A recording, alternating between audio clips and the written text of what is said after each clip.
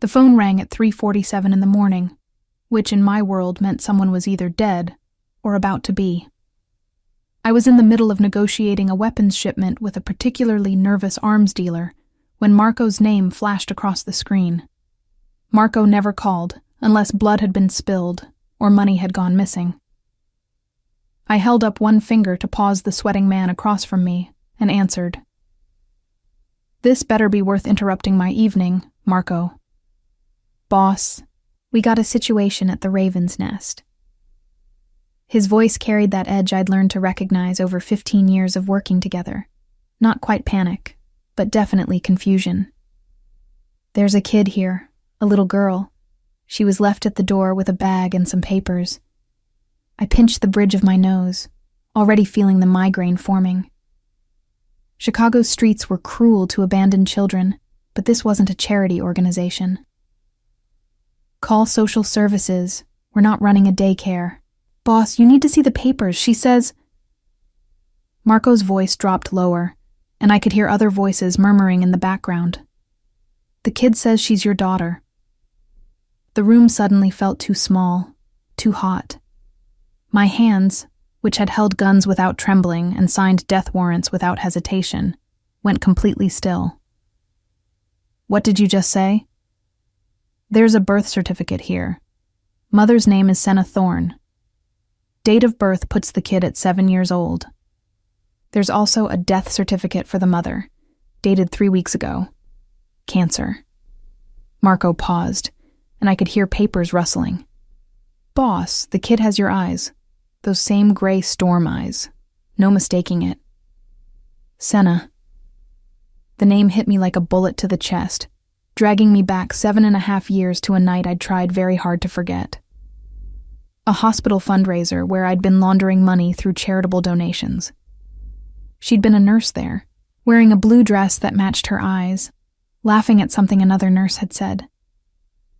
We'd talked for hours about everything except who I really was. One night. One perfect night where I wasn't Silus Ravencraft, feared underboss of Chicago's most ruthless crime family. I was just a man captivated by a woman who saw goodness in a world I knew was rotting from the inside. She'd disappeared the next morning. No note, no number, no explanation. I'd tried to find her, but Senna Thorne had vanished as completely as if she'd never existed. Now I knew why. "I'll be there in 20 minutes, I said, ending the call before Marco could respond. I turned to the arms dealer, whose eyes had gone wide with obvious relief at the interruption. "We'll continue this tomorrow. Same terms, but I want an extra crate for the inconvenience. Consider it interest on my time." The drive to the Raven's Nest, my flagship nightclub, and the legitimate front for half my operations, should have taken 30 minutes.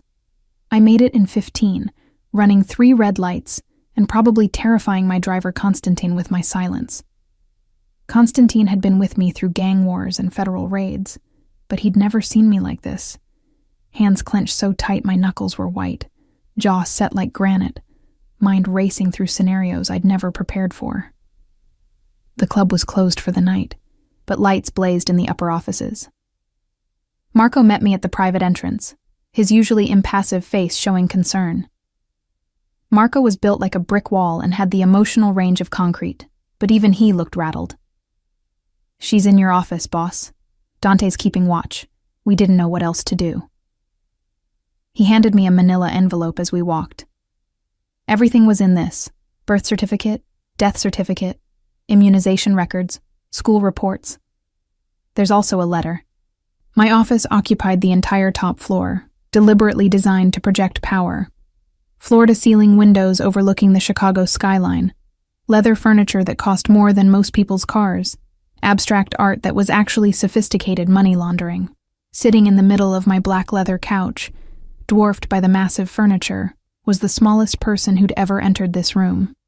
She couldn't have been more than 3.5 feet tall, wearing faded jeans with cartoon characters on them and a purple jacket 2 sizes too big. Dark brown hair fell in tangled waves around her face, and she clutched a stuffed rabbit that had definitely seen better days. But it was her eyes that stopped me cold, storm gray, exactly like mine, like looking into a mirror that showed me the child I'd once been, before the world had taught me to become a monster. She looked up when I entered, and instead of fear, I saw assessment. This 7-year-old child was evaluating me with the same calculating gaze I used on my enemies. It was unsettling and strangely impressive. "Are you Silus Ravencraft?" Her voice was small but steady. "I am." I moved slowly, the way you might approach a frightened animal, and sat in the chair across from her instead of behind my desk. Every instinct I'd honed over decades of surviving in the underworld told me this moment mattered more than any negotiation I'd ever conducted. "What's your name?" "Willow Thorne." She hugged the rabbit tighter. "My mama said if anything ever happened to her, I should come find you. She said you were my daddy and you'd keep me safe, even though you're scary." The word daddy landed like a physical blow. I'd built an empire on fear and respect, had ordered deaths without losing sleep, had stared down rivals and federal agents with equal contempt. But this tiny girl calling me daddy unraveled something fundamental in my chest. "I'm sorry about your mother," I said, and meant it more than she could possibly understand. "When did she die?" 3 weeks ago." Willow's eyes filled with tears, but she blinked them back with determination that reminded me painfully of myself. "The cancer came back really fast. She tried to fight it, but the doctor said it was too late.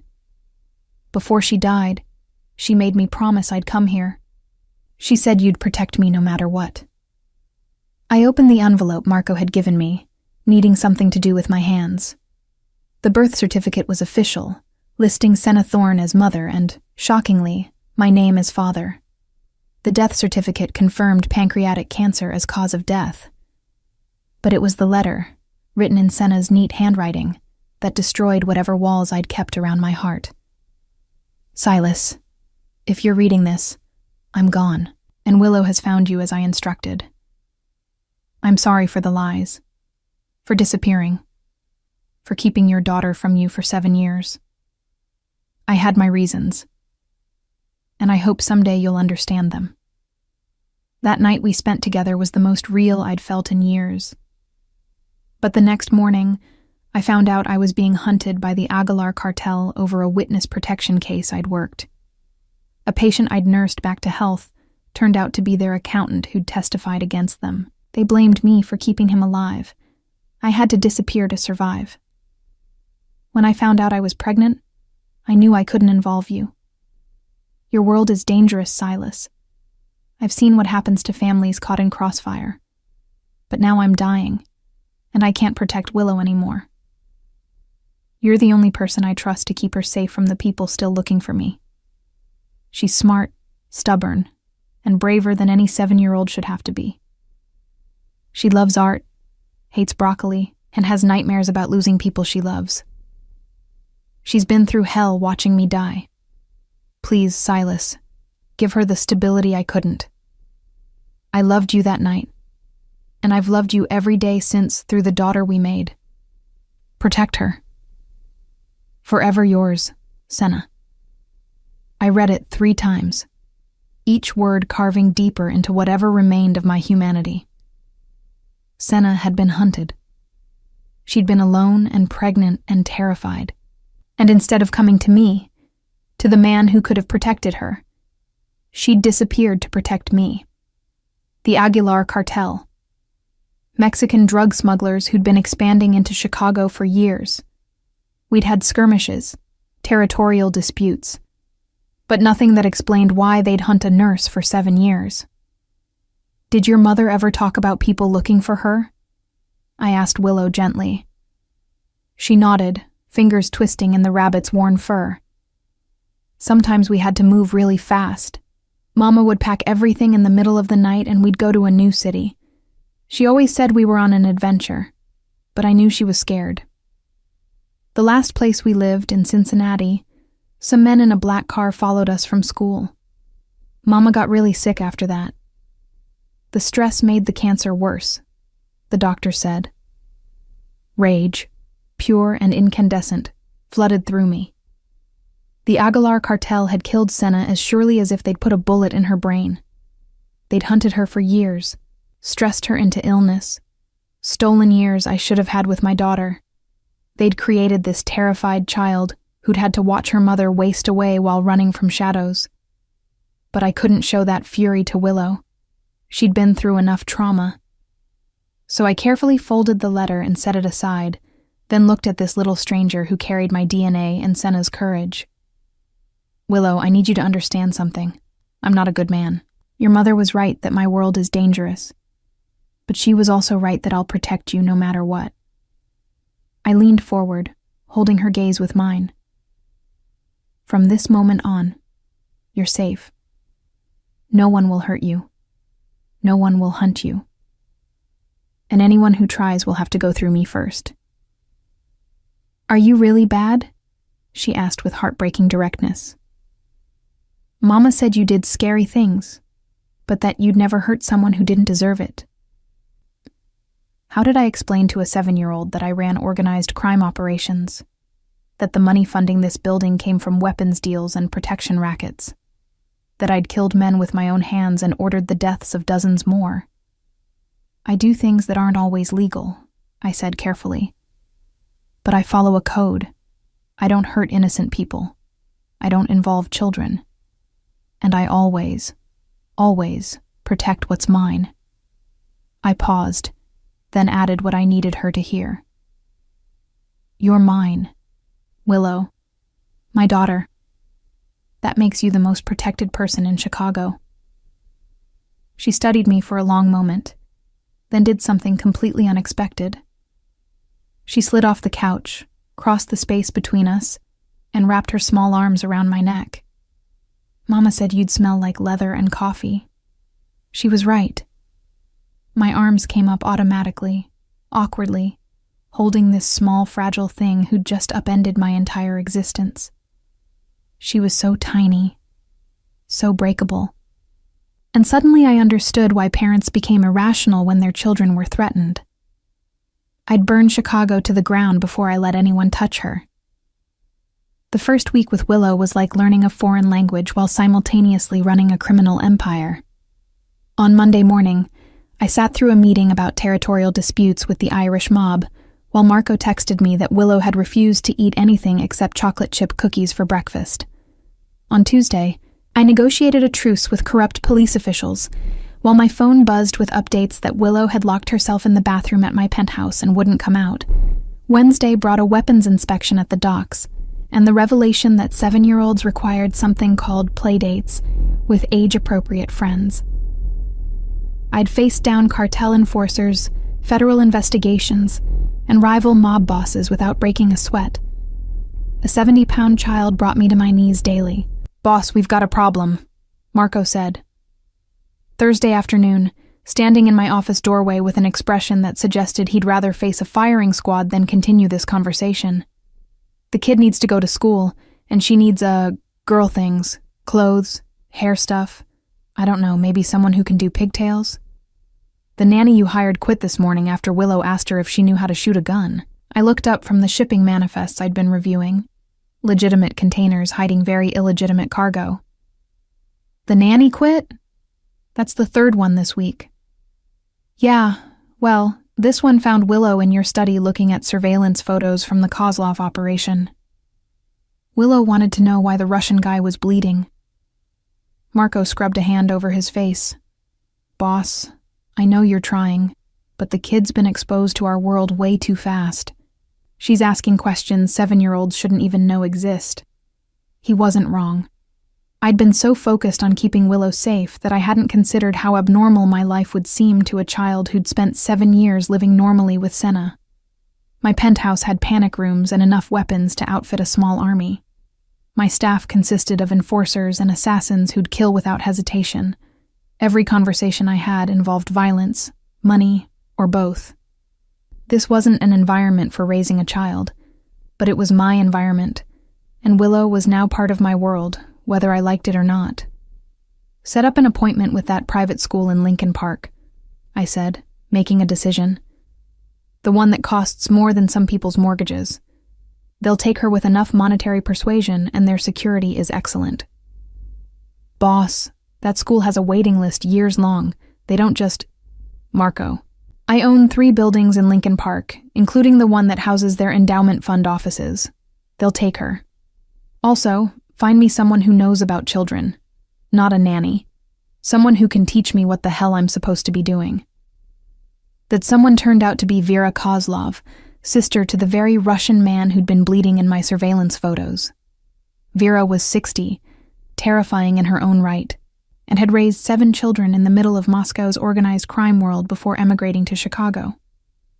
When I'd explained my situation, carefully editing out exactly how her brother had ended up bleeding, she'd looked at me like I was the stupidest man she'd ever met. "You want to learn to be father?" she'd said in heavily accented English. "First rule, child needs routine. Bedtime, mealtime, bath time. Same every day. Children need to know what comes next. Makes them feel safe." "I can do routine," I'd said confidently. I ran multi-million-dollar operations with military precision. How hard could a 7-year-old's schedule be? Very hard, as it turned out. Willow had nightmares every night that first week, waking up screaming for Senna. The first time it happened, I'd burst into her room with my gun drawn, expecting threats, only to find her sobbing into that ratty stuffed rabbit.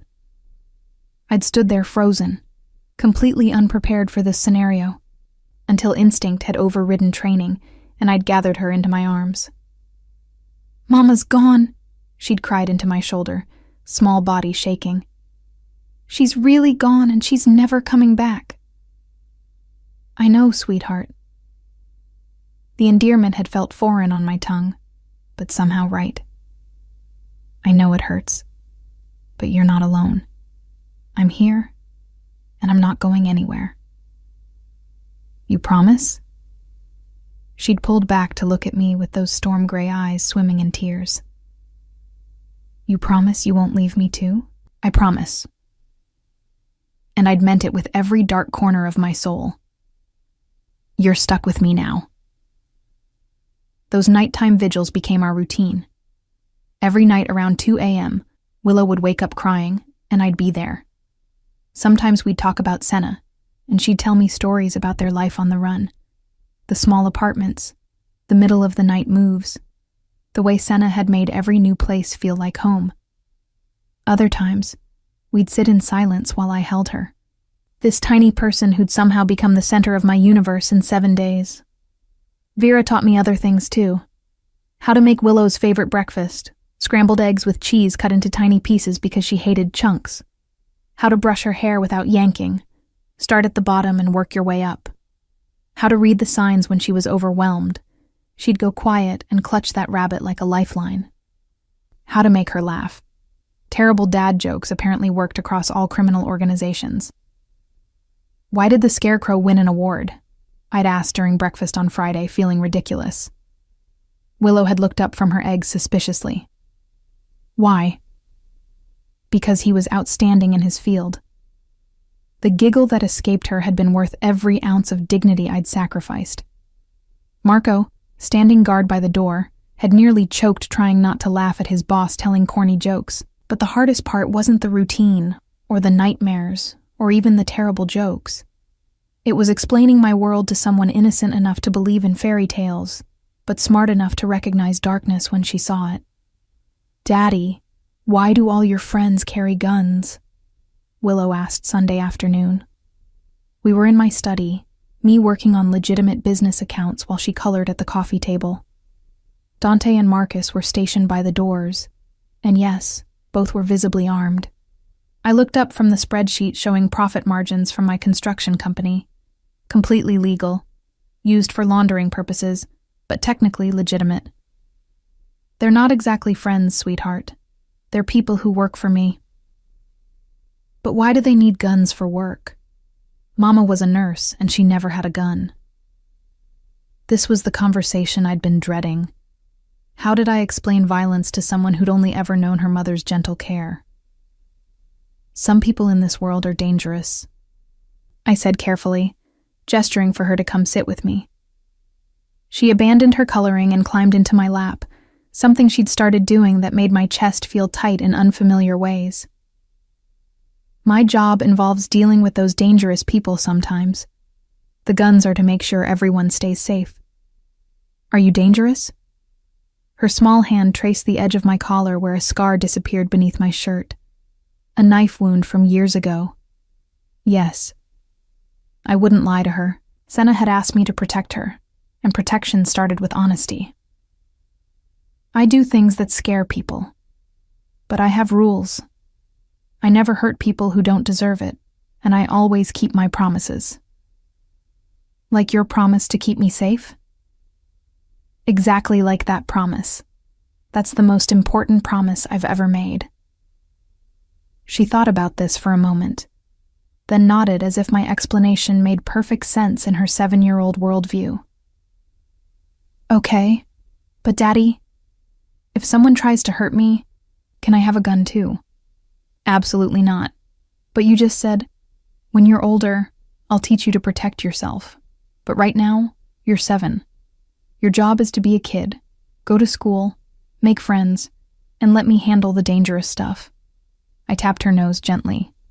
Deal? Can I at least learn karate? I couldn't help but laugh. Yes, we can do karate. That's actually a good idea. That night, after I'd read her 3 chapters of some book about magical horses, and she'd finally fallen asleep, I stood in her doorway watching her breathe.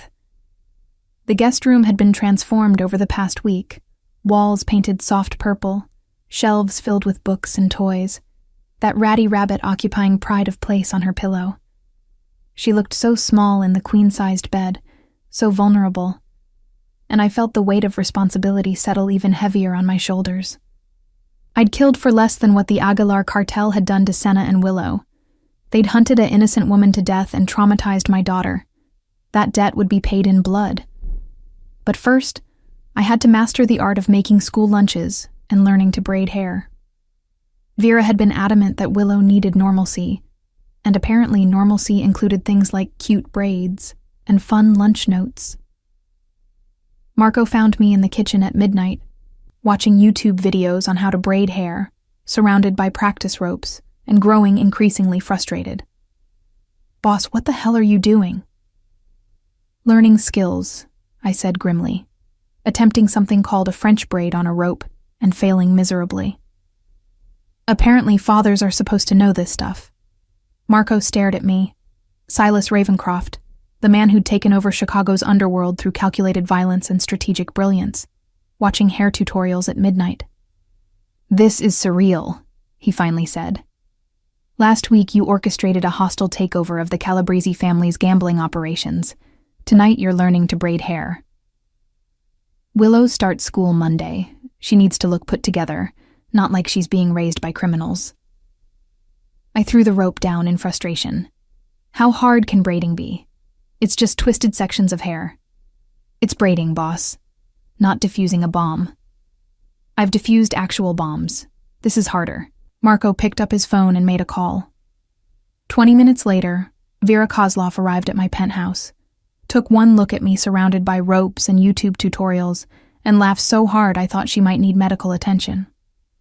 Stupid man, she said affectionately, wiping tears from her eyes. You cannot learn braiding from videos. Come, I teach you properly.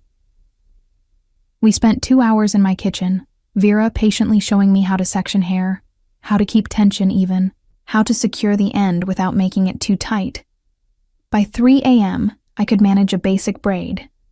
By 4 a.m., I'd graduated to something that almost resembled the French braid from the video. Good enough, Vera declared. Now you practice every day. Also, you need to take her shopping.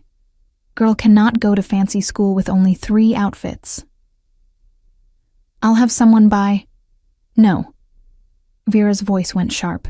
You take her. Father and daughter shopping trip. She needs to pick things she likes, and you need to learn what she likes. This is bonding. Bonding through shopping. I'd negotiated million-dollar deals and survived assassination attempts, but apparently retail therapy was my next challenge. Monday morning arrived with the speed of an oncoming train. Willow stood in her new private school uniform, navy skirt, white blouse, little blazer, looking simultaneously adorable and terrified. I'd managed an acceptable braid on the first try, which Vera would definitely hear about. "What if they don't like me?" Willow whispered, as we walked toward Lincoln Park Preparatory Academy. I'd driven her myself instead of sending Constantine, needing this moment with her. "What if they think I'm weird because I don't have a mom?" I knelt down to her level right there on the sidewalk, ignoring the stares from other parents arriving with their children. "Listen to me, Willow. Anyone who doesn't like you isn't worth your time. You're smart, brave, and strong. You've survived things these kids couldn't even imagine. That makes you extraordinary. But I miss Mama." Her eyes filled with tears. "She was supposed to be here for my first day." "I know, sweetheart. I know." I pulled her into a hug, this small person who'd become everything in just over a week. "Your Mama loved you more than anything. She'd be so proud of how brave you're being." "Are you proud of me?" "Every single second of every single day." The first phone call from Lincoln Park Preparatory came 3 days after Willow started school.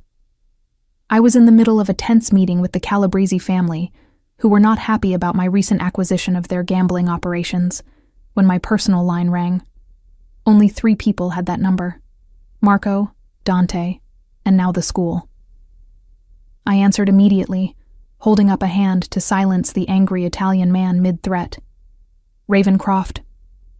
"Mr. Ravencraft, this is Principal Morrison. I'm calling about Willow." The woman's voice carried professional concern that made my blood run cold. "There's been an incident." I was already standing, already moving toward the door. Marco read my expression and immediately fell into step behind me, while Constantine materialized with the car keys. The Calabrese family would have to wait. Nothing mattered except whatever incident involved my daughter. "What happened? Is she hurt?" I kept my voice level through sheer force of will, but my hands had already curled into fists. "She's physically fine, but emotionally upset. There was an altercation during lunch. Another student made comments about her not having a mother, and Willow responded by pushing the child into a mud puddle and telling her, and I quote, 'My daddy could make your daddy disappear forever.'" Principal Morrison paused meaningfully. "Mr. Ravencraft, we need to discuss appropriate conflict resolution and the concerning nature of that threat." Relief that she wasn't injured warred with pride that she'd defended herself, complicated by the realization that I'd need to teach her how to make threats that didn't reveal family business. "I'll be there in 10 minutes. The drive to Lincoln Park Prep took 8 minutes. I walked into that school with Marco at my back. He'd insisted on accompanying me after I'd explained the situation, and every parent and teacher in the hallway gave us a wide berth. Something about 2 large men in expensive suits moving with predatory purpose made people nervous. Imagine that. Principal Morrison's office was decorated with inspirational posters about reaching for stars and believing in yourself. Willow sat in a chair too large for her, covered in mud, braids half undone, clutching that rabbit. Her eyes were red from crying, but her jaw was set stubbornly. Sitting across from her was a blonde girl in a pristine uniform, and her mother, who looked like she'd never experienced hardship more serious than her latte being made incorrectly. "Mr. Ravencraft, thank you for coming so quickly." Principal Morrison gestured to an empty chair.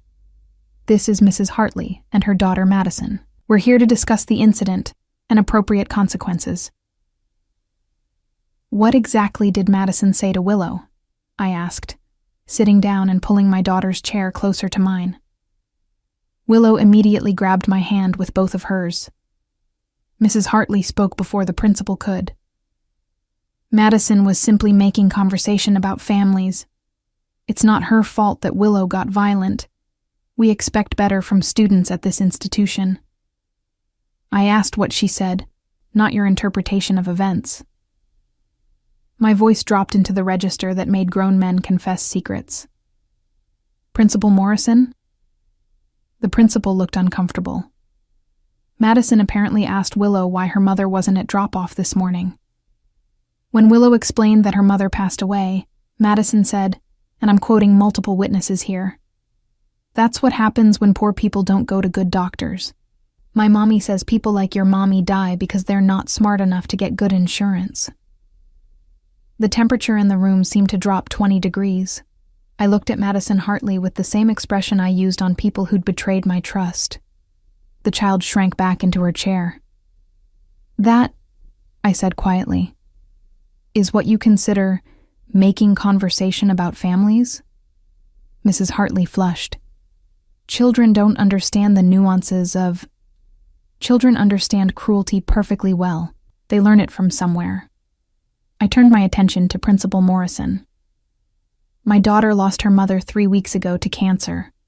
She's 7 years old, attending a new school, trying to build a life after watching the person she loved most die slowly. And this child mocked her grief by suggesting her mother died due to poverty and stupidity." "Mr. Ravencraft, I understand you're upset, but Willow's response was physically violent and included a threat that we cannot ignore. We have zero-tolerance policies for... She pushed a bully into mud. That's hardly violence. As for the threat, she's 7. Children exaggerate." I looked at Willow, whose expression had gone from miserable to hopeful. "Did you hit Madison?" "No, Daddy. I just pushed her a little bit. She kept saying mean things about Mama even after I told her to stop." "And what did you say exactly?" Willow's voice dropped to a whisper. "I said you could make her daddy disappear forever. I'm sorry. I know I'm not supposed to talk about what you do. Out of the mouths of babes." I squeezed her hand gently. "We'll discuss appropriate responses at home. But you defended your mother's memory and yourself. That's not something to apologize for." "Mr. Ravencraft, I must insist," Principal Morrison began. "How much did I donate to this school's endowment fund to secure Willow's placement?" I interrupted pleasantly. "That's not relevant to..."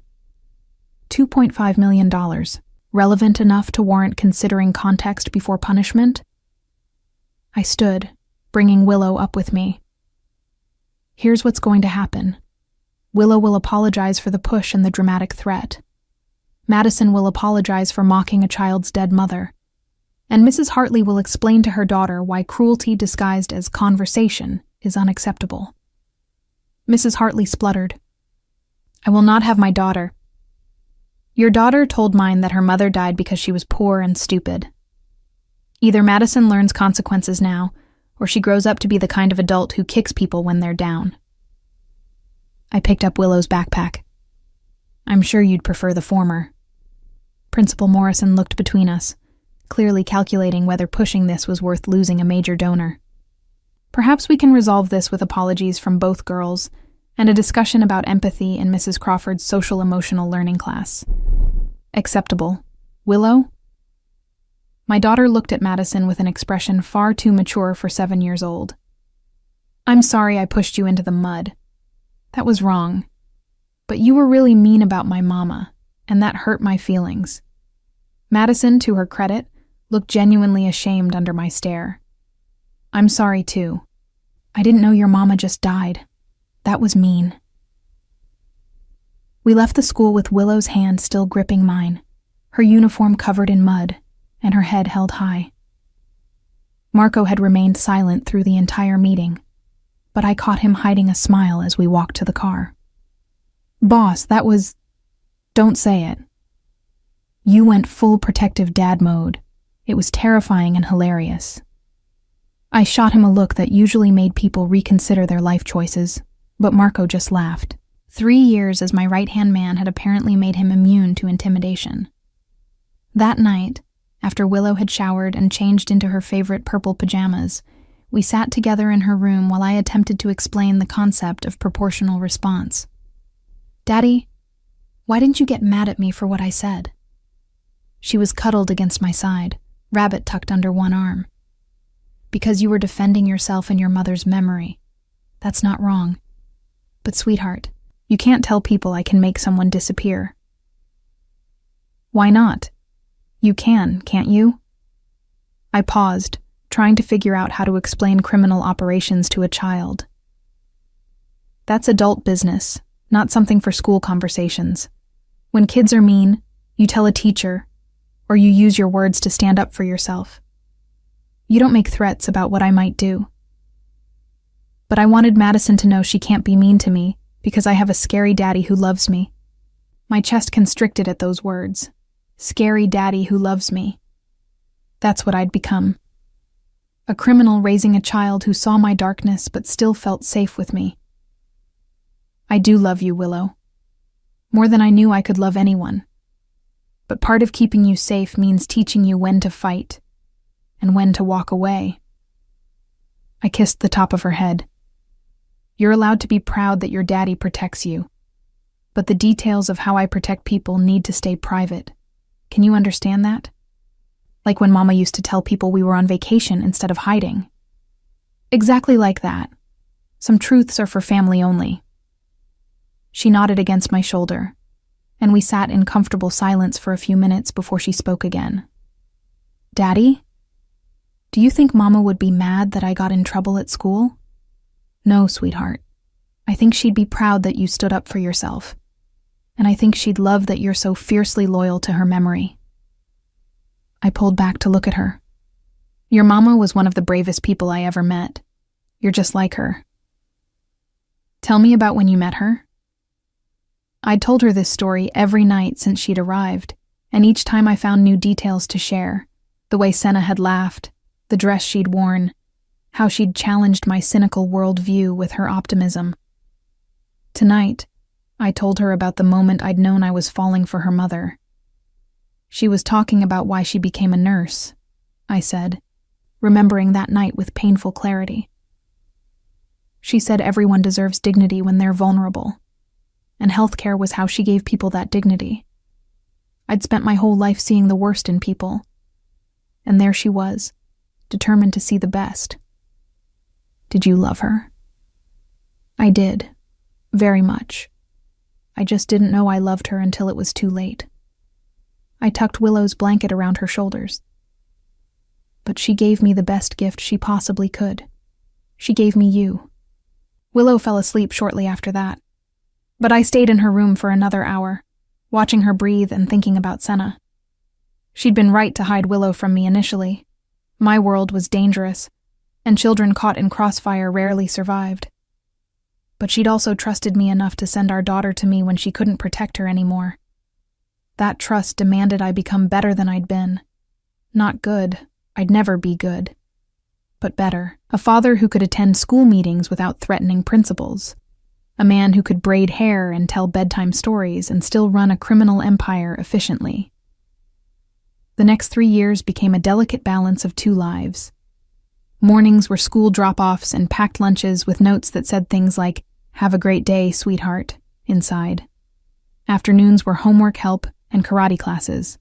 Willow took to martial arts with frightening natural talent. Evenings were dinner together, always, no matter what crisis emerged in my other life. Bedtime was stories and cuddles and chasing away nightmares. But between those moments of domesticity, I ran the largest criminal organization in Chicago. I negotiated with corrupt politicians, expanded operations into new territories, eliminated threats with calculated precision. The Aguilar cartel remained on my radar, but they'd gone quiet after Senna's death. Apparently, killing their target had satisfied whatever vendetta they'd held. That should have been a relief. Instead, it felt like unfinished business. Willow thrived despite the unusual circumstances.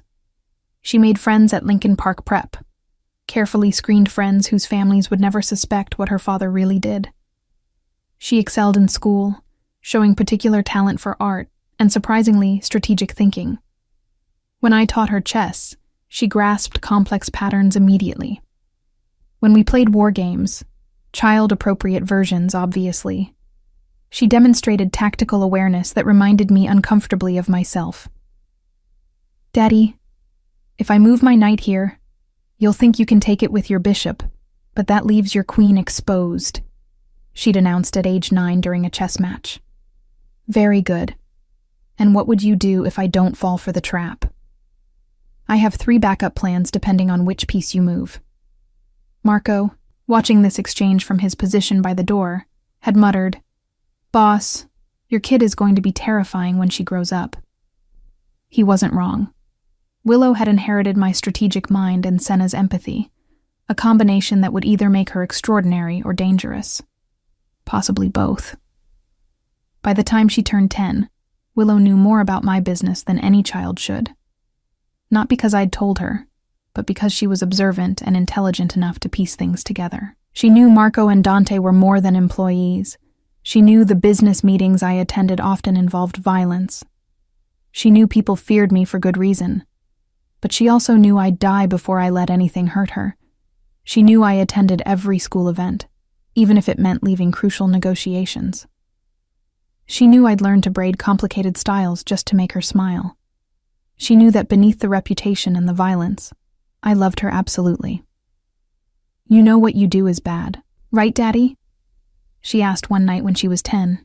We were in my study, her working on homework while I reviewed financial reports. "I do."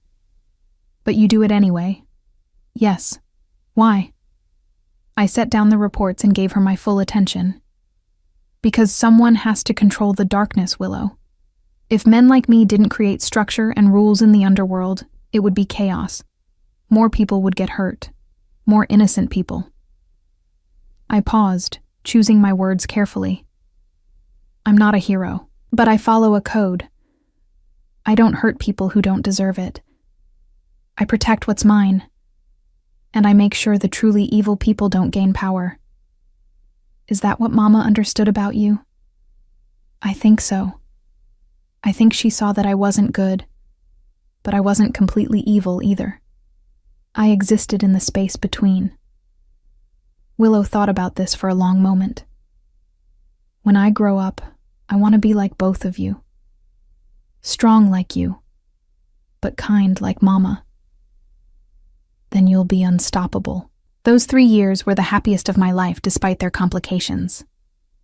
I'd found purpose beyond power and profit. Every decision I made was filtered through a new question. How does this affect Willow's safety and future? I eliminated threats more efficiently because I had someone to protect. I diversified operations to create legitimate business fronts that could support her if something happened to me. I built alliances that would survive my death and keep her safe. Everything I did for her. But the past has a way of catching up with you, no matter how fast you run or how well you hide.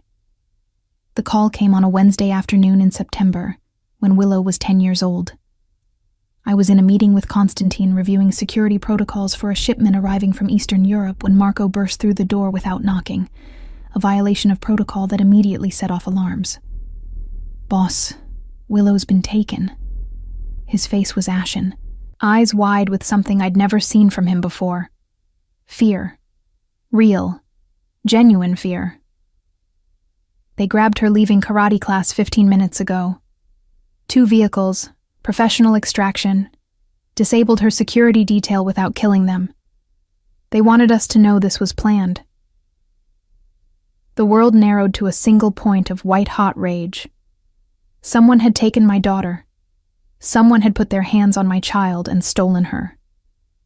Every instinct I'd honed over decades screamed for blood, for violence, for the complete annihilation of whoever had dared touch what was mine. "Who?" The word came out flat, deadly calm that made everyone in the room freeze. "We don't know yet. They left no—" Marco's phone buzzed. He looked at the screen, and his expression went from fearful to horrified. "Boss, you need to see this." He turned his phone toward me. The video showed Willow in what looked like a warehouse, tied to a chair, but seemingly unharmed. She looked terrified, but was clearly trying to appear brave, jaw set stubbornly, eyes dry despite obvious fear. Behind her stood 3 men in masks. Then one of the masked men spoke in accented English that made my blood turn to ice. "Silus Ravencraft, we are Aguilar cartel. You have something we want. territory, respect, and compensation for years of interference. We have something you want. Your daughter. You have 48 hours to meet our demands or the girl dies. Instructions will follow. The video ended. The Aguilar cartel, the same organization that had hunted Senna. They'd killed her through stress and fear, and now they'd taken Willow. The rage I'd been controlling exploded into something cold and calculating. They'd made the worst mistake anyone could make. They'd threatened my child. Get everyone here now, I said quietly. Too quietly. Marco recognized that tone. It meant someone was about to die screaming. Every captain, every soldier, every person who owes us favors. I want the Aguilar cartel's location within 6 hours. I want their organizational structure, their safe houses, their family members, everything. Boss, they said 48 hours. They don't get 48 hours. They don't get 48 minutes. They took my daughter, Marco.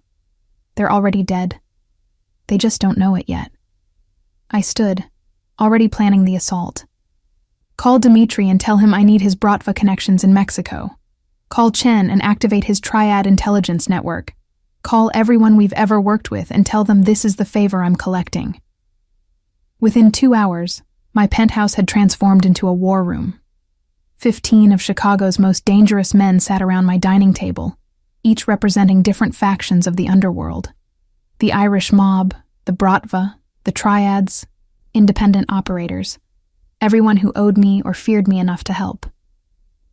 The Aguilar cartel operates primarily out of Michoacan, but they have cells throughout the Midwest, Chen reported, pulling up maps on the screen we'd set up.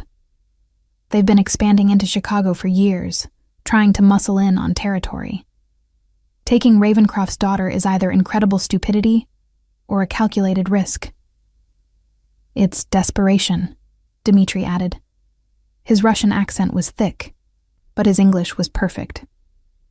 We've cut into their distribution network significantly over the past year. They're losing money and influence. This is them trying to regain power through leverage. They don't have leverage. They have a death sentence. I studied the maps, noting safe house locations, known cartel members, possible warehouse sites. Willow's somewhere in Chicago. They wouldn't risk crossing state lines with a hostage this high profile. Start with abandoned warehouses in their territory. Cross-reference with properties purchased or rented in the last month by shell companies. That's hundreds of locations, boss, Marco said carefully. Then we search hundreds of locations. We have 6 hours before they expect contact. I want her found before they realize we're not negotiating. My phone buzzed with a message from an unknown number. Another video. This one showed Willow, still tied to the chair, but now one of the masked men was standing closer to her. The man spoke directly to the camera. 48 hours, Ravencraft. Don't test our patience. The girl is comfortable for now, but that can change. Comfortable for now. I memorized every detail of that video. The lighting suggesting overhead fluorescence, the concrete walls indicating industrial building, the sound of traffic in the background, meaning near a major road, the slight echo suggesting large open space. Every piece of information was a clue to her location. Daddy? Willow's voice came through the speaker, small and frightened but trying so hard to be brave. Don't do what they say. Don't let them win. The video cut off, but those words, don't let them win, they were pure Willow, pure Senna, brave even when terrified. Boss, she's telling you something, Marco said suddenly. That's not just courage, she's giving you information. He was right. Willow was smart enough to know I'd analyze every frame. Play it again. Focus on what's behind her. We watched the video 15 times, examining every detail. On the 7th viewing, Dante spotted it. A logo partially visible on a crate behind Willow. The logo was for Midwest Industrial Supply, a company that I knew had gone bankrupt 6 months ago but still owned several warehouses. There, I said, freezing the frame. Midwest Industrial Supply. They had 3 warehouses in Chicago. Marco, find out which one is in Aguilar territory and still accessible. 20 minutes later, we had the location, an abandoned warehouse in Pilsen, historically Aguilar territory, purchased through a shell company 3 weeks ago. The timing was perfect. They'd been planning this for weeks. We go tonight, I announced. Fast, quiet, and lethal. No witnesses, no survivors except Willow. I want every Aguilar member in that building dead. Boss, respectfully, going in aggressive could get Willow killed if they panic, Dante said carefully. Maybe we should... No negotiation. No waiting. They took my daughter, and they're going to learn why that was the last mistake they'll ever make.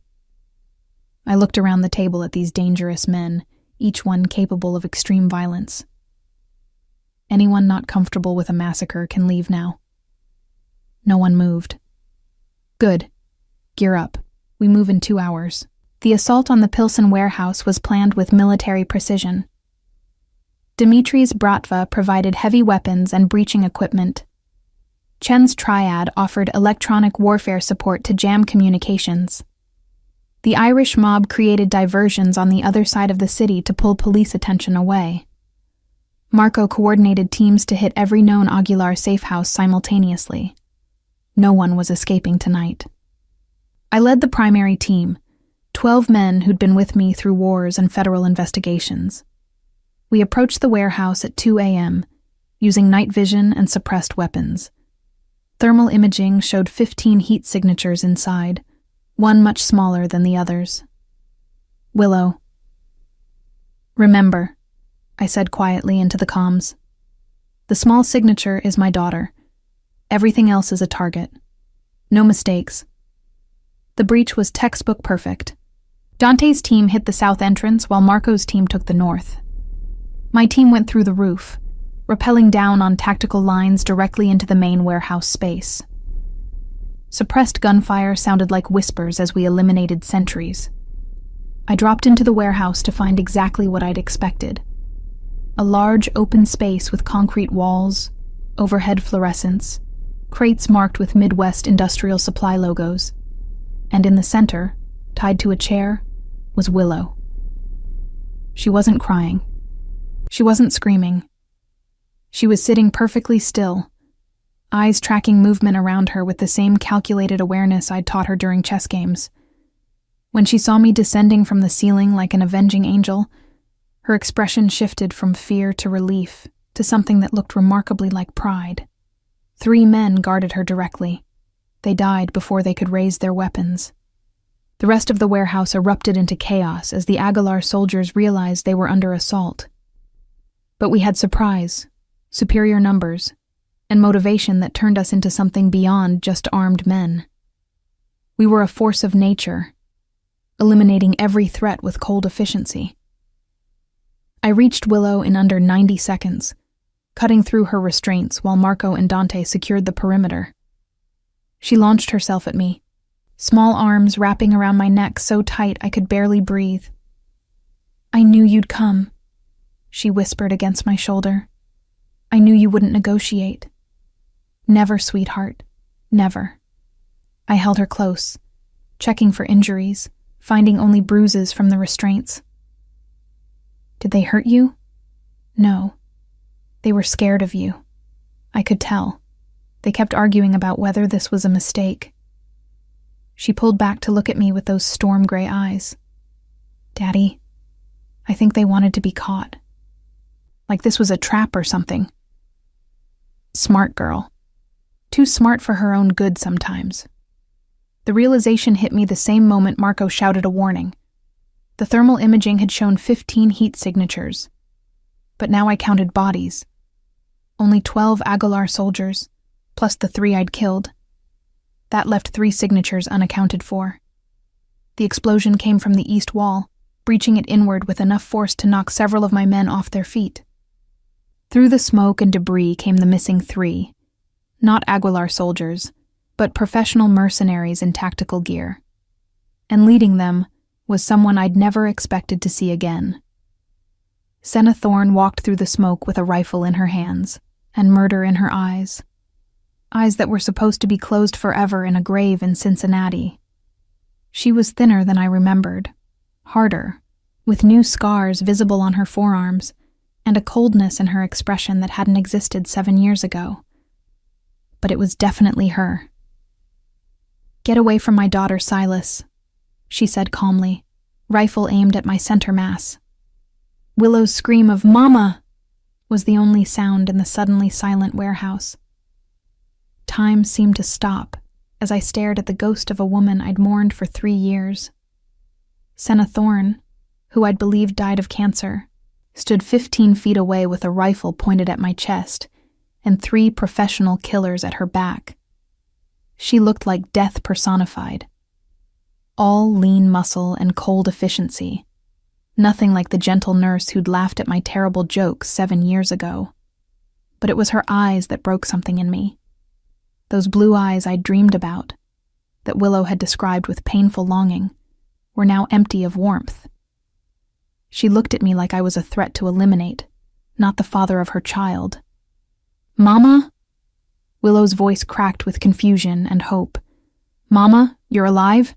But the doctor said—" "I lied, baby girl." Senna's rifle didn't waver, but her voice softened slightly when addressing our daughter. "I had to make everyone think I was dead to protect you. To protect both of you." My mind raced through possibilities and explanations, trying to make this impossible situation make sense. "You faked your death. The certificate, the funeral, all of it was staged." It wasn't a question. The pieces were falling into place with awful clarity. "You sent Willow to me knowing the Aguilar cartel would come after her eventually. You used our daughter as bait." "Not bait, protection." Senna's jaw clenched. "I knew you'd keep her safe while I eliminated the threat. And I was right. She's alive, isn't she?" "She's traumatized." I kept myself between Senna and Willow, not entirely sure whose side the armed woman was on. "She spent 3 weeks believing you died in agony. 3 years thinking she'd lost her mother forever. Do you have any idea what that did to her?" "I know exactly what it did, because I've spent 3 years tracking down every Aguilar cartel member who ever threatened my family." Senna's voice turned to ice. 63 men, Silus. I've killed 63 cartel members, worked my way up their organization, eliminated every person who knew Willow existed. The 3 men who planned to use her against me, I saved them for last." She gestured with her rifle, and I realized the 3 mercenaries weren't her backup. They were prisoners, bound and kneeling in the shadows. I recognized one of them from intelligence reports. Javier Aguilar, nephew of the cartel's founder and the operational leader for their Chicago expansion. "You set this up," I said slowly. "The abduction, the ransom demand, all of it. You knew I'd find Willow, knew I'd come with overwhelming force, knew the Aguilar soldiers would be trapped between us. I've been hunting these 3 for 18 months. They were too well protected, too paranoid, too careful. But they couldn't resist one last chance at the leverage they've been seeking for years." Senna finally lowered her rifle, but her expression remained hard. "I needed them to come out of hiding, and they needed bait valuable enough to risk everything. Willow was that bait. You put our daughter in the crosshairs." The rage I'd been controlling exploded. "You used a 10-year-old child as part of an assassination plot." "I kept her alive," Senna shouted back. And there, finally, I saw emotion crack through her cold facade. "Do you think this was easy? Sending her away? Letting her believe I died? Watching from the shadows for 3 years while she grew up thinking I'd abandoned her?" "Mama?" Willow's small voice cut through our argument. "You've been watching me?" Senna's expression crumbled. "Every day, baby. Every single day. I was at your school plays, hidden in the back. I was outside your karate class. I watched you learn to ride a bike in Lincoln Park. I've seen every moment of your life, even if you didn't see me. Then why didn't you come back?" Willow pulled away from me, taking tentative steps toward her mother. If you were alive, why didn't you tell me? Because they would have found you. Senna dropped to her knees, setting her rifle aside, tears finally streaming down her face. As long as these men lived, you weren't safe. They knew about you, had your picture, were planning to use you against me. I had to make them think I was dead so they'd lower their guard. Then I had to hunt them down one by one. For 3 years? You couldn't have finished this sooner? I couldn't keep the bitterness from my voice. I'm one person, Silus. They're a cartel with hundreds of members spread across 2 continents. Yes, it took 3 years to systematically dismantle their organization and identify every person who knew Willow existed. Senna looked up at me with exhausted defiance. I did what I had to do to ensure our daughter's safety. What would you have done differently? She had a point, much as I hated to admit it. If someone had threatened Willow, I would have burned the world down brick by brick until the threat was eliminated. Senna had done exactly that. She'd just done it alone, quietly, over 3 years of methodical assassination. Willow stood between us now, looking back and forth like she couldn't decide whether to be furious or relieved. You let me think you died. You let me cry every night. You missed my birthday 3 times. I know, baby. I know, and I'm so sorry. Senna held out her arms, and after a long moment, Willow ran into them. They collapsed together on the concrete floor, both crying, 3 years of grief and fear pouring out in broken sobs. I watched this reunion with conflicting emotions: relief that Senna was alive, rage that she'd orchestrated this deception, pride that she'd been capable of the sustained violence necessary to protect our daughter, confusion about what happened next. Marco approached carefully, weapon lowered, but ready. Boss, what are your orders? Good question. I had a warehouse full of dead Aguilar soldiers, 3 prisoners who were apparently Senna's endgame, a daughter who'd just discovered her mother wasn't dead, and a supposedly deceased woman who'd spent 3 years as a one-person killing machine. Secure the prisoners. Clean up the bodies. Make sure this warehouse burns completely once we're gone. I looked at Senna. We need to talk, but not here. Bring your mercenaries or whatever they are. We do this at my penthouse where Willow can be comfortable. Senna nodded, not releasing her grip on our daughter. They're former special forces. I hired them to help with surveillance and extraction. They're not involved in the killing. That was all me. Of course it was. Senna had always been capable of surprising ruthlessness when it came to protecting people she loved. She'd proven that by running for 7 years while pregnant, and then with a small child. This was just the next evolution. The drive back to my penthouse was surreal. Willow sat between Senna and me in the back of the SUV, holding both our hands, still crying but also talking nonstop. 3 years of stored-up stories came pouring out. School events, friends she'd made, how I'd learned to braid her hair, the time I'd threatened a principal for her.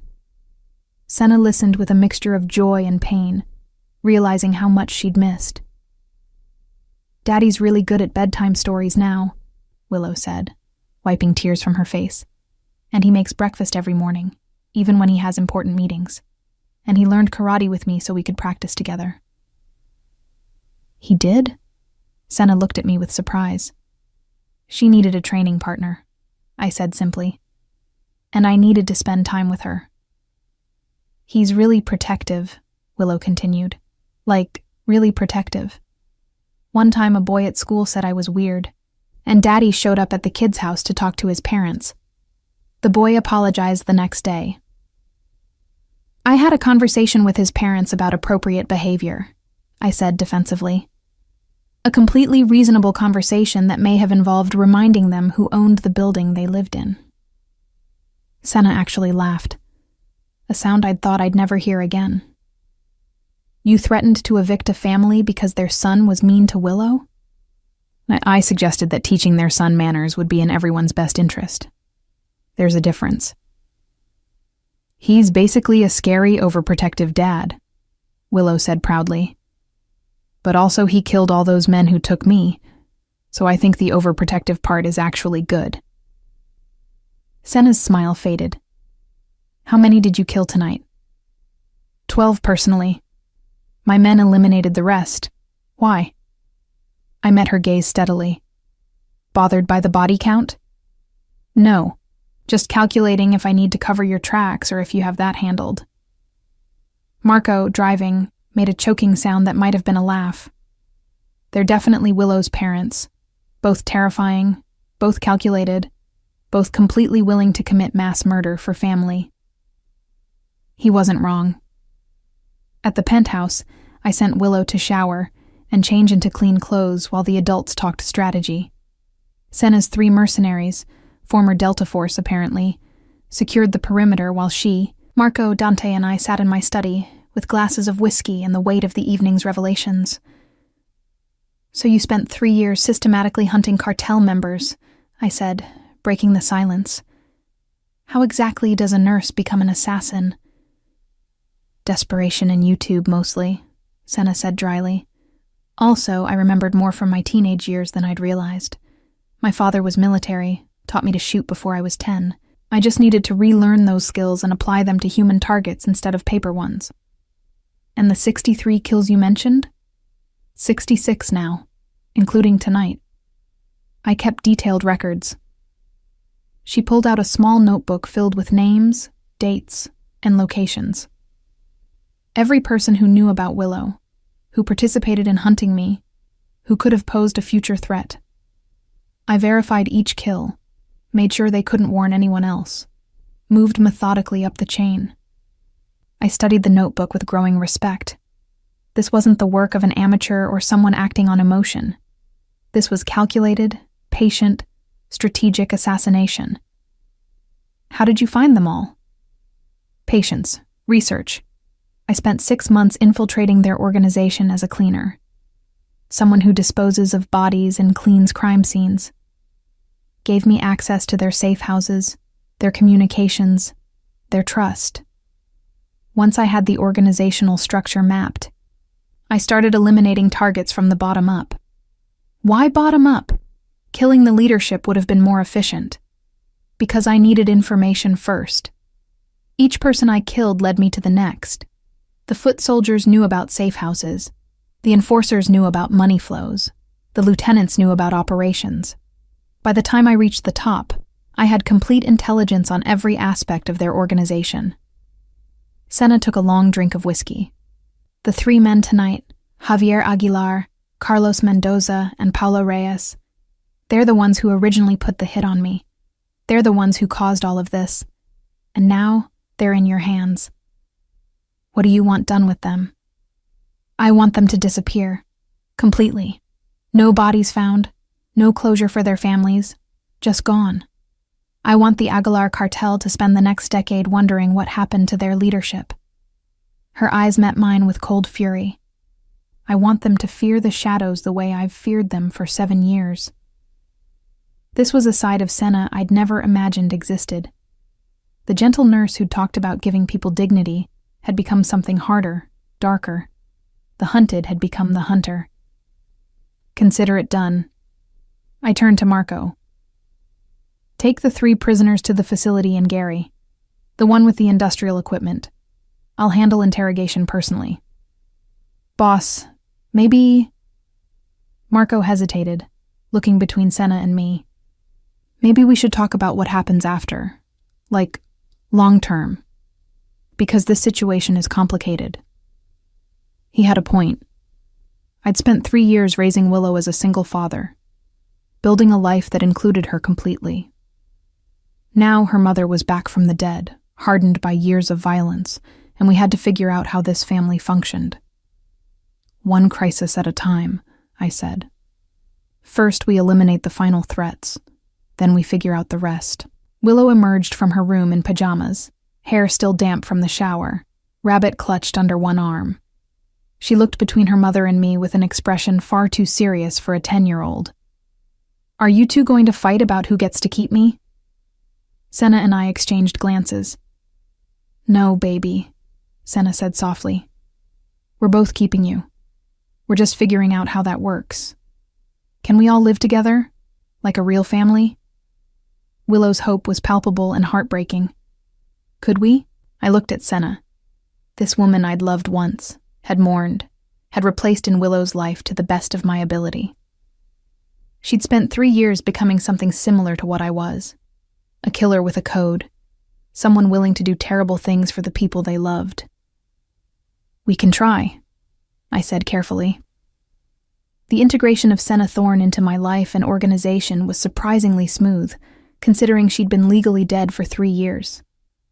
We spent the first week focused entirely on Willow. Therapy sessions with a child psychologist who specialized in trauma, family dinners every night, slowly rebuilding the trust that had been shattered by Senna's staged death.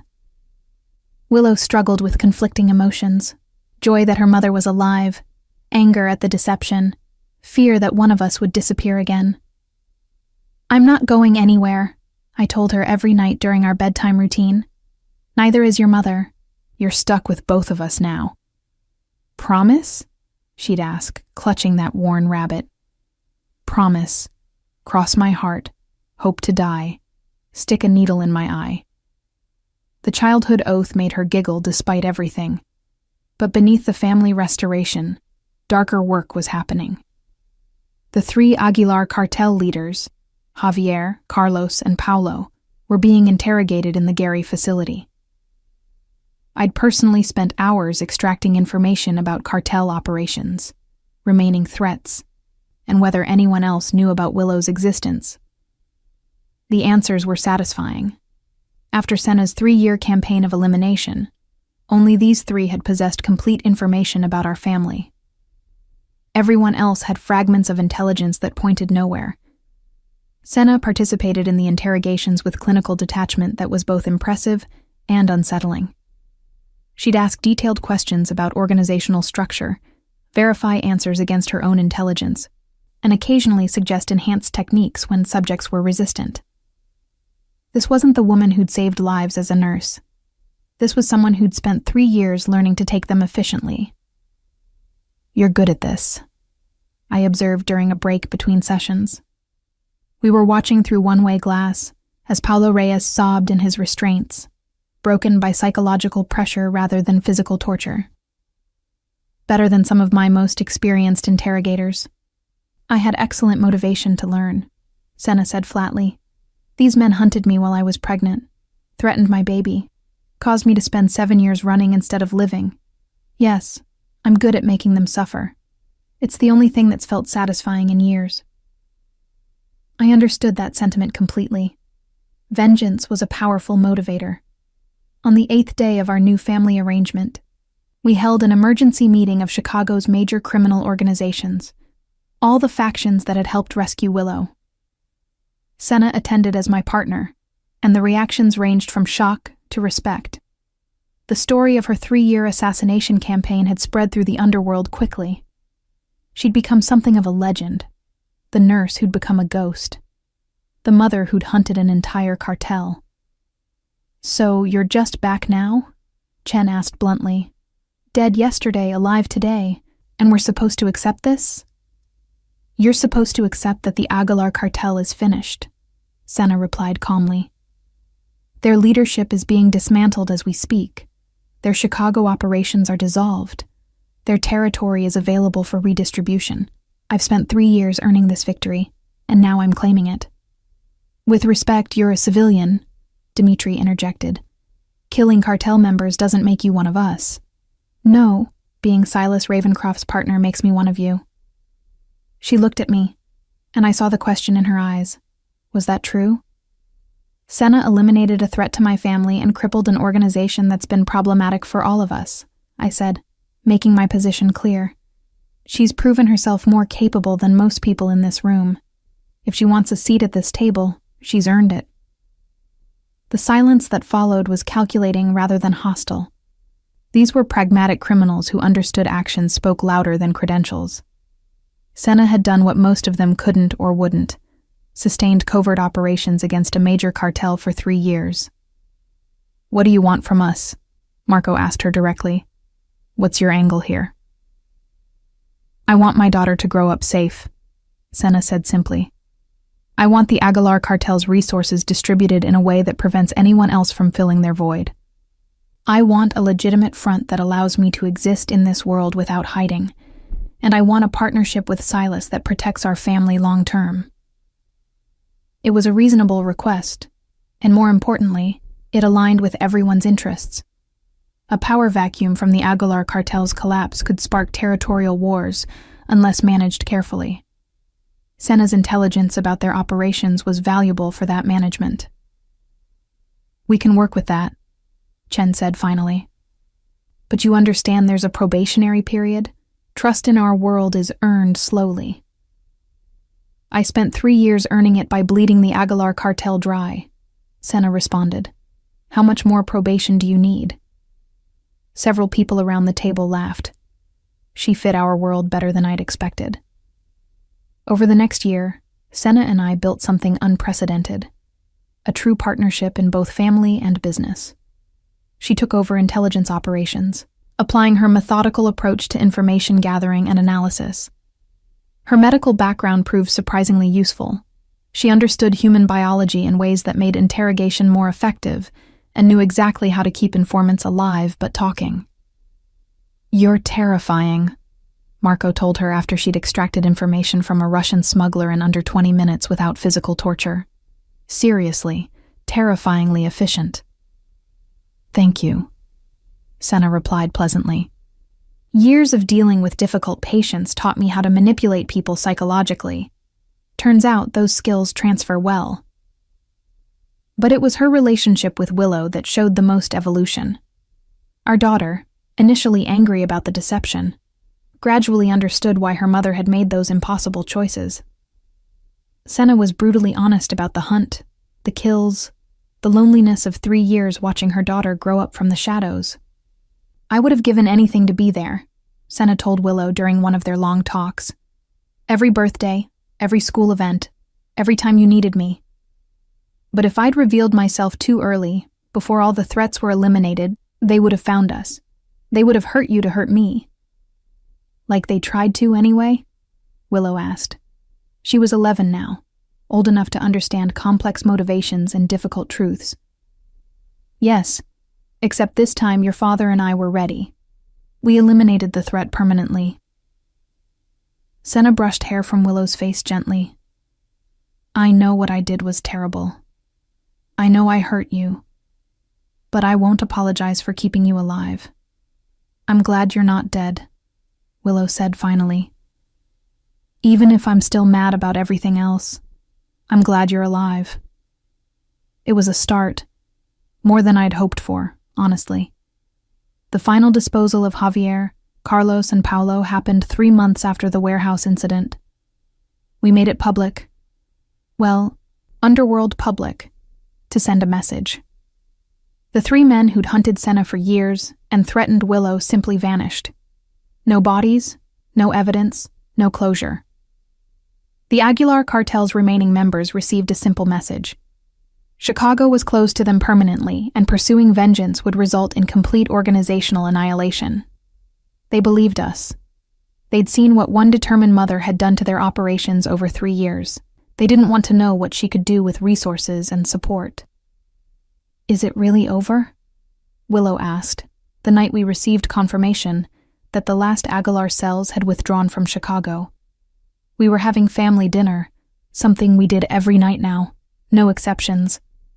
Senna had cooked, I'd set the table, and Willow had been relegated to homework duty first. The threat from the Aguilar cartel is over, I confirmed. Other threats will always exist in our world, but this particular nightmare is finished. So Mama doesn't have to hide anymore, and we can be a real family? Senna and I exchanged glances. We'd been carefully navigating our relationship for months. Partners in business, co-parents to Willow, but not quite together romantically. Too much had happened, too much time had passed, too much had changed. But looking at our daughter's hopeful face, I realized she needed more than just 2 parents who worked well together. She needed to see that love could survive impossible circumstances. that family could be rebuilt even after tragedy. Yes, sweetheart, Senna said softly. We can be a real family. All three of us. Together. That night, after Willow fell asleep, Senna and I finally had the conversation we'd been avoiding. I don't know if we can be what we were, she admitted. We were in my study, both holding glasses of wine, years of trauma and violence and survival between us. 7 years ago, I was a different person. You were different too. We've both become something darker. Maybe that's not a bad thing, I said thoughtfully. We understand each other now in ways we couldn't have then. You've lived in my world.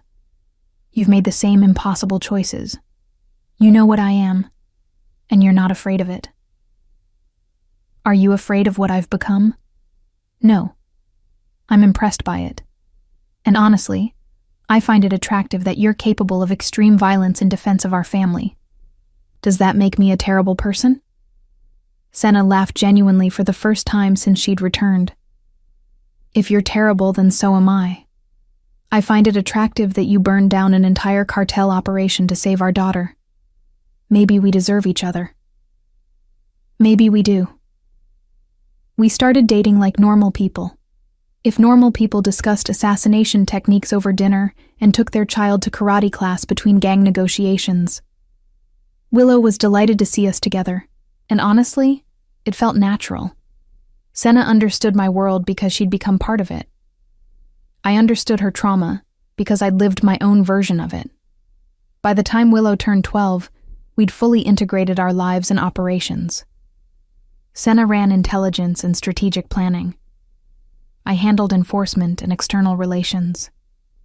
Together, we'd built something more efficient and powerful than anything I'd managed alone. The underworld called us the Ravencrafts, with a mixture of respect and fear. A family that couldn't be threatened, couldn't be bought, and definitely shouldn't be crossed. Daddy, can I ask you something? Willow said one night when she was 13. We were in my study, her doing homework while I reviewed shipping manifests for legitimate businesses that were definitely not moving illegal goods. Anything, sweetheart. When I grow up, can I work with you and Mama? Like, be part of the family business? I set down the manifests, giving her my full attention. She was growing up so fast, already 5'4", with Senna's graceful features and my storm gray eyes. Smart as hell, strategically minded, and unfortunately interested in the family trade. That depends, I said carefully. Your mother and I built this empire so you'd have choices. You can go to college, become anything you want, doctor, lawyer, artist, whatever makes you happy. You don't have to follow in our footsteps. But what if I want to? What if I want to learn what you do, be part of what you've built? Senna appeared in the doorway, having overheard the conversation. Then we'll teach you, she said firmly. But first, you finish school. Get educated, learn legitimate skills. The family business will still be here when you're ready. And if I'm never ready, then you live a normal life, and we support that completely, I said. The point of everything we've done, the violence, the empire, all of it, was to give you safety and choices. We won't be disappointed if you choose something different. Willow thought about this, then grinned. I'll probably end up working with you. I'm really good at chess, and Mama says that's basically what you do. Strategic thinking and planning several moves ahead. She wasn't wrong. 3 years later, when Willow turned 16, we finally told her the complete truth about everything. Not the sanitized version we'd given her as a child, but the real story. How Senna and I had met. The one night that created her, why Senna had run, the extent of my criminal operations, the 66 people her mother had killed, and the ongoing work of running Chicago's underworld. She listened to everything without interruption, processing information with the same calculating awareness I'd recognized in her as a 7-year-old. When we finished, she was quiet for a long moment. So basically, you're telling me that I'm the daughter of Chicago's most powerful crime lord, and a woman who single-handedly dismantled a drug cartel, Willow finally said. Yes, Senna confirmed. And you've built this entire empire partially to ensure I'm protected and have opportunities? That's the core of it, I agreed. And you want me to understand all of this so I can make informed choices about my future? Exactly. Willow leaned back in her chair, considering everything. Then she smiled. The same calculating smile I'd seen on Senna's face when she was planning something. I want in, not just eventually, now. Teach me everything. I want to understand the business, learn the strategies, know how to protect what we've built. She looked between us with determination. I'm a Ravencraft. This is my legacy, too. Senna and I exchanged glances. We'd hoped she'd choose something safer, something normal. But looking at our daughter, brilliant, strategic, brave, I realized she was exactly like both of us. This was who she was meant to be. All right, I said finally. But we do this properly. You finish high school, go to college, business management, economics, something useful. Learn legitimate operations first. Then we'll gradually integrate you into the real work. Deal, Willow agreed immediately. But I'm sitting in on strategy meetings starting now. Observer status only. I promise. She kept that promise for about 3 days before making suggestions that improved our logistics operations by 15%. By the time she graduated high school, she was actively contributing to strategic planning. By the time she finished college at 22, she'd effectively become our third partner. The three of us, Silus, Senna, and Willow Ravencraft, built something unprecedented in Chicago's underworld.